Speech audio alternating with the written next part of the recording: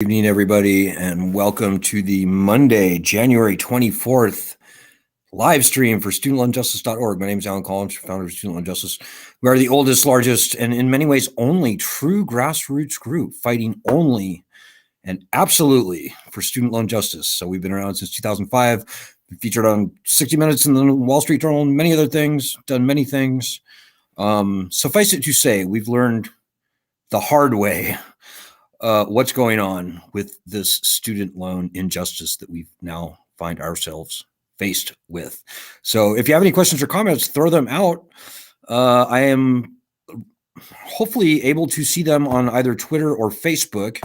If you're watching us on YouTube or Instagram or any of our other channels, sorry about that. I can only keep track of so many platforms at one time. So there's so much going on right now, guys. I know it's getting confusing. The opposition is freaked out right now. We're seeing an avalanche of oppositional media being lobbed against us. A lot of people are saying that student loan cancellation will benefit the wealthy, which is absolute nonsense. Other people are saying, oh, the bankruptcy laws as they are right now are just fine. So there's a lot going on. I hope you won't pay too much attention to it. We got this. This lending system is done. It's toast. It was failed before the pandemic. So the only question is whether we're going to see a clean, good death to this lending system, or whether it's going to be a messy, civilly unrestful, years-long, disgusting unwinding. So we're fighting for that first thing. And the most important thing that I'll tell you tonight is that having studied this problem for many, many years, from many, many different angles, I can tell you that unless and until we get the threat of bankruptcy back on our side, as it exists for all other loans, we are very, very unlikely to see meaningful student loan cancellation. That is such an important point. Now, we're fighting for loan cancellation. These loans have got to be canceled. Of that, there is no doubt. And the president can cancel loans without needing one dime from the Treasury, without needing even, without adding even a penny to the national debt. And so that's got to happen. But guys, we've been doing this for many years, and a trick, a well-worn, well-used, proven trick is being played on us. Here's the trick. The people of Washington, D.C. would love to do a fake loan cancellation, a up to $10,000, up to $50,000 loan cancellation. And they would love to do that and keep bankruptcy gone from the loans, because they know that they can bureaucratize this up to $50,000 loan cancellation into meaninglessness, as they have done with every other loan cancellation, loan repayment program we've seen going back to the 1990s. Literally, of millions of people who have tried for loan cancellation through income-driven repayment, income contingent repayment, IBR, pay, repay, any number of these loan repayment programs. 99.9, I think 9% have been disqualified out of those programs. And this is the trick, folks. The most important thing I'll say tonight, we will not see meaningful loan cancellation unless and until we get the threat of bankruptcy back. I think that's the second time I've said it tonight, but it's just so important. I'll probably say it a third time before I leave. So yeah, guys, we don't want to be tricked again. And anybody who tells you that bankruptcy and student loan cancellation are competing concepts, they're completely full of shit, and they ought to be ashamed of themselves. The two are complementary. They go hand in hand. We will not see meaningful student loan cancellation unless and until we get the threat of bankruptcy back on our side for the third time. So important, guys. And, you know, I'm very happy to answer all of the very tough questions that you might have, by the way. So throw them out. As I said, if I can see them on Facebook or on Twitter, I'll certainly respond to them. But tonight, I want to ask you all a very important question. So I know a lot of people don't understand why bankruptcy is so important. And I get that. Bankruptcy is a terrible thing to have to do. It's a pretty difficult and, let's say, unglamorous thing to fight for. And so people have a hard time wrapping their head around the fact that, yeah, what I've already said 3 times, we're not going to get cancellation unless we get the threat of bankruptcy back. And I get that. But the key thing is that when we get the threat back, Biden is going to have to cancel loans because there are 40 million distressed student loan borrowers in the country right now. With the threat of bankruptcy back on our side, they pretty much have to cancel loans broadly, widely, maybe even totally. But without the threat of bankruptcy, it's going to be the same bad movie that we have seen many times before. We don't want to play that record again, guys. We've been seeing this trick since 2007, but quite frankly, it's been happening going back to the 1990s. So here is the very important question that I would like to ask you all tonight, which hopefully frames it in a little more meaningful perspective to your life. And that is this. More than likely, they're going to be turning the lending system back on May 1st. Our opposition wants this lending system back on. They want that money. They're getting very desperate, as a matter of fact. So my question to you is, on May 1st, would you rather face that reality with the threat of bankruptcy, with the power of bankruptcy back on your side? Not that you would rush out and file, just the fact that you have that power back in your arsenal, in your back pocket. Would you rather face May 1st with that power, or would you rather face May 1st naked and afraid and vulnerable as we all are today in the absence of the threat of bankruptcy?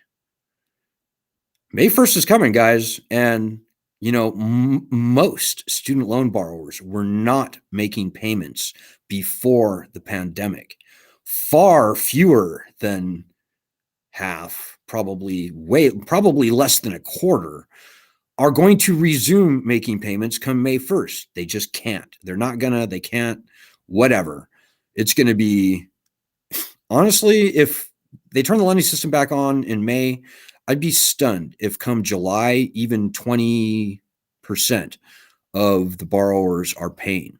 So we're headed for a mass default on student loans. Now, assuming that the odds are you're probably going to be in that category.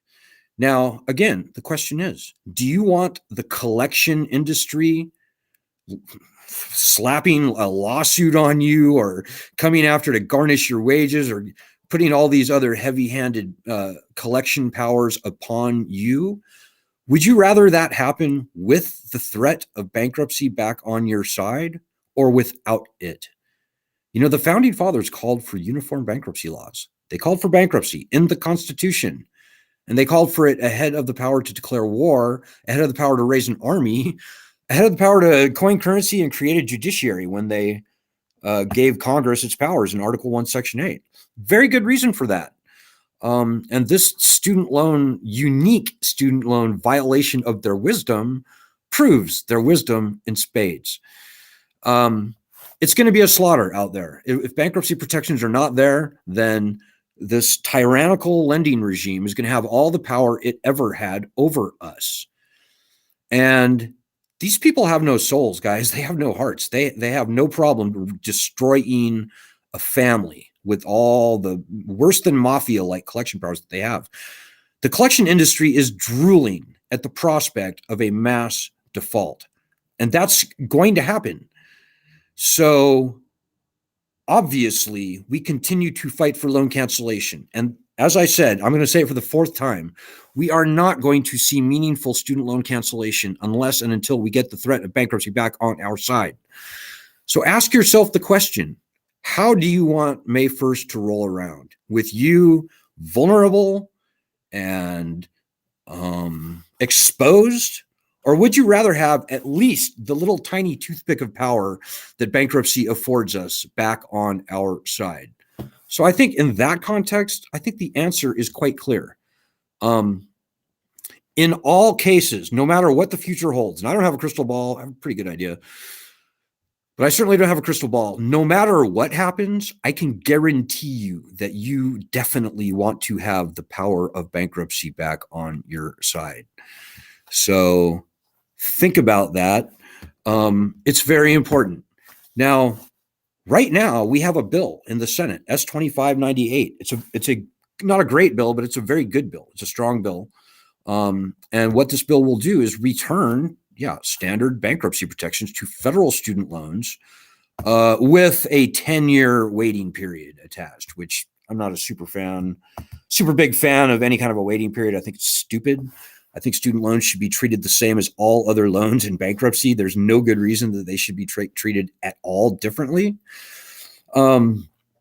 But it's a good bill. So if you've been out of school for more than 10 years, then and you have federal, is not for private loans. Also, by the way, it's only for federal loans. There's another bill, HR 4907, for private loans. If you have private loans, I strongly recommend you fight for HR 4907. But right now, HR 4907 doesn't really look like it has the wheels on it to really do much. I could be wrong. Anything could happen in the next 11 months. But we're focusing on S-2598. That is where the action is. And I'm here to tell you guys, we've got the bill is in a very good place. The sponsor of the bill is Dick Durbin. He is the chairman of the Judiciary Committee. Now, historically, the Republicans in Congress, not out in the country, but in Congress, have tended to oppose us. But I am here to tell you that there is currently more Republican co-sponsors on this Senate bill, S-2598, than there are Democrats, and it's only 2-1, but I honestly don't think Dick Durbin even really looks at the co-sponsors. It's not that important. He's got the votes, just those two Republicans alone, Senator John Cornyn out of Texas, Senator Josh Hawley out of Missouri. Just those two Republicans alone are enough to get that bill passed through the Senate. The bill is going to be marked up very soon. My sources in Washington, D.C. tell me, and things are looking very good. But we have to fight, ladies and gentlemen, because our opposition, they're freaked out. And in many ways, they're kind of fighting for their life right now. Not their life, but their livelihoods. And they would love to keep this unconstitutional lending scam going a few more years. And by the way, if anybody in our opposition is watching, give it up. The jig is up. This lending system is done. It's toast. It's failed. You should rethink your life, rethink your vocation or avocation, or why ever you are fighting against us, you should give it up because your goose is cooked. And by the way, shame on you. But anyways, enough about our opposition. The bill is in a good place. We have to fight, and we have to fight hard. The most useful thing anybody right now can possibly do, whether you want loan cancellation, whether you want even more moderately some kind of a break on the interest, as I hear a lot of people say, or whether you've had enough and you need to file for bankruptcy, whatever your case may be, you need to be fighting for this bill, S-2598. The most useful thing you can do right now is to get a Republican senator to co-sponsor the bill. They should. This is a very conservative argument that we're making. This is a big government college enriching monstrosity that no true conservative could ever support. And maybe the Republicans aren't keen on loan cancellation, although some are. They have absolutely no excuse to be against us on bankruptcy. Absolutely none whatsoever. We are fighting to rein in the colleges. We are fighting to rein in the federal government. Two things that most conservatives claim to not like. Not only that, red states are being absolutely wrecked by this predatory debt. Look at the states of Texas, of Florida, of Tennessee, of Alabama, of Missouri, of Ohio, of North Carolina, South Carolina, Maryland, arguably, many, I said Alabama, Indiana, many Republican red states are being absolutely destroyed by federal student loan debt. All those states that I just mentioned, the people of those states owe more in student loan debt than the entire state budget. I kid you not. Like Georgia is the worst. Historically red state. Some would argue that it's a blue state these days. But the state budget of Georgia is $48 billion. That's a lot of money, $48 billion. Student loan debt in Georgia is $82 billion. So how did that last election go in Georgia? I don't think it went too well for the Republicans. So the Republicans have got to get off their ass, do the conservative thing, particularly senators in those states that I just mentioned, and they've got to join Senators Hawley and Cornyn and co-sponsor S2598. So to that end, if you look down there, you can see our daily actions.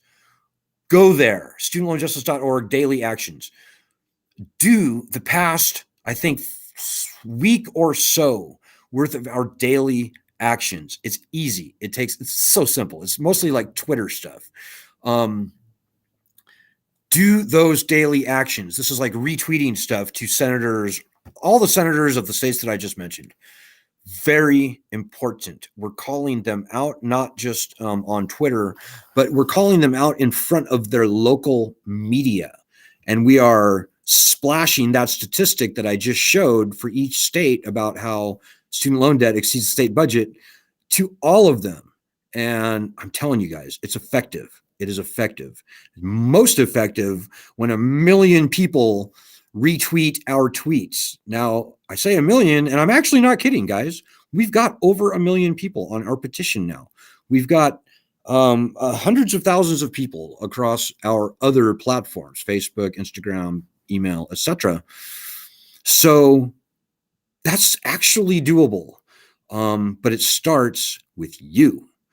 You know, these are your loans and this is your problem. And if we've learned nothing else over the past 16 or 17 years, we've learned that when you sitting there do nothing, nothing good happens. It's now whether you have 10,000 people or 1 million people, the principle is exactly the same. You know, even with an even bigger group, I find an even smaller percentage of people get off their asses and actually help us. That's not going to win this battle for us. It is not. Believe me when I tell you, you have no idea how important you are. These are your loans. This is your problem. You owe it to yourself. You owe it to the 45 million people in the country who don't know, 44 million who don't know about us. And you owe it to the tens or hundreds of millions of people to pull a little more than your weight. We are the pioneers. Unfortunately or fortunately, we are the accidental activists, whatever you reluctant warriors, whatever you want to call us. But that is so true. And so you've got to punch a little above your weight and you've got to do it's not hard. It's not particularly fun, but it's not bad at all. It's just Twitter. It's just Twitter, guys. You've got to stand up and fight because as long as you lead your life with your tail between your legs, as long as you sit there and wait and watch and worry and tremble or whatever, nothing's going to happen. You know, you got to put your own work in on this block. That's the number one thing that it's even more important than the most important thing that I said earlier. This is more of an emotional, a mental thing. You've got to fight for yourself because nobody is going to fight for you. You know, somebody said earlier today, no one has ever complied their way out of tyranny. And make no mistake, ladies and gentlemen, this is a tyrannical lending system that we find ourselves up against.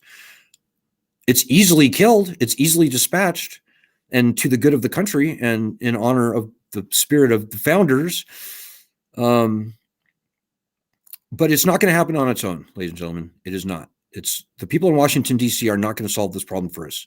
You've got to own this problem. You can't wait, watch, and worry and expect that anybody else is going to pull your weight for you. It never works that way. It never does. So don't be the guy who hides in the crowd.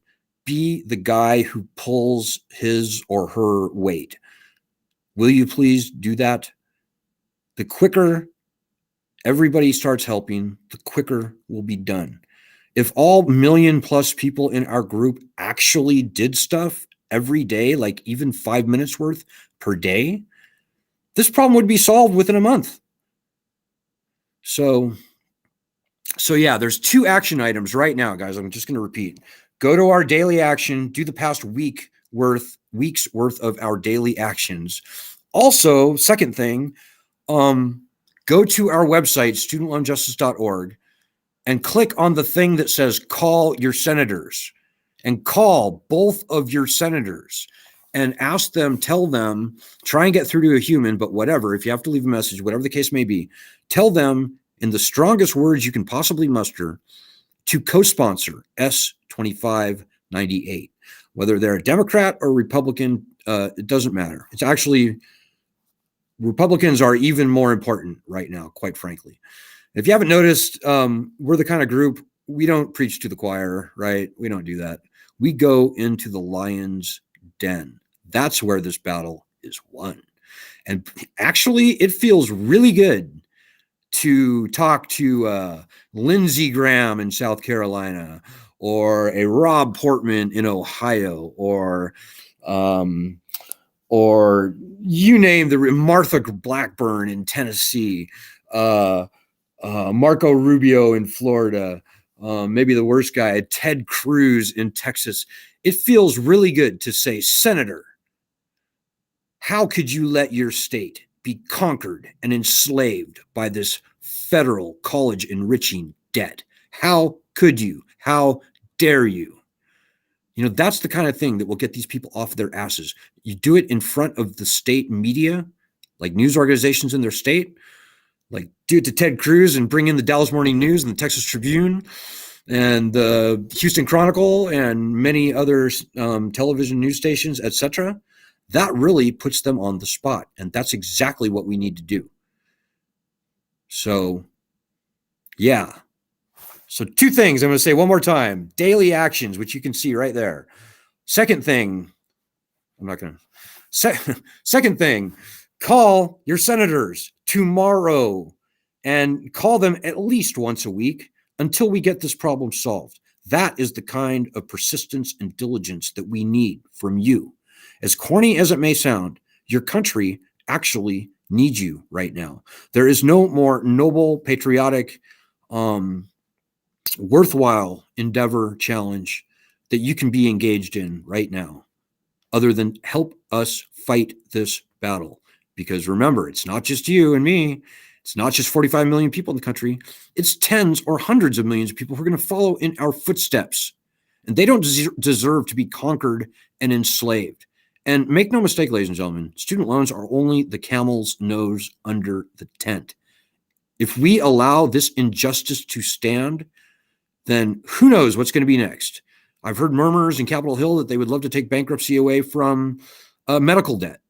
And that could be a reality if we do not fight for ourselves. So please remember that, ladies and gentlemen. It's so important. And, you know, like I said, guys, the sausage is being made right now in Washington, D.C. Right now, like right now. These are where all the important conversations are happening right now.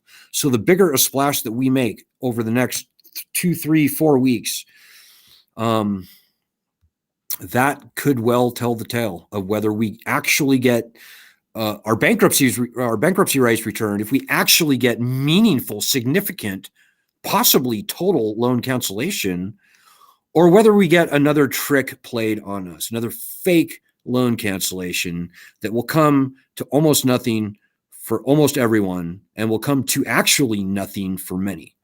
We don't want that second thing, guys. I'm getting too fucking old to do this, pardon my French. But come on, learn from our experience, if nothing else.